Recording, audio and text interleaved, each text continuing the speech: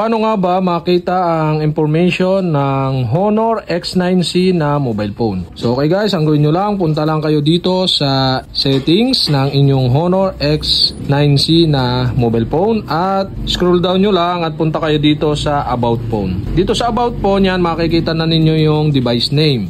Ito yung device name niya, Honor X9C. At ang processor niya is Snapdragon 6 Gen 1. Tapos yung RAM niya is 12GB plus 12GB Honor RAM Turbo. So pwede nyong iset or mag-multiply by 2 yung RAM. Yung ganun to ko kalupit. Tapos yung kanyang silicon carbon battery is 6600 mAh. Aba, ang tagal nito, ang tagal malubat. So Honor Icon port screen is 2700 by 1224. Yan. Tapos internal storage niya is 223GB pre. Tapos ang total is 256GB total. Yun yung total. So 256GB pala to. Model niya is BRP NX1. So build number niya nandyan. Yan yung information ng ating Honor X9C na mobile phone.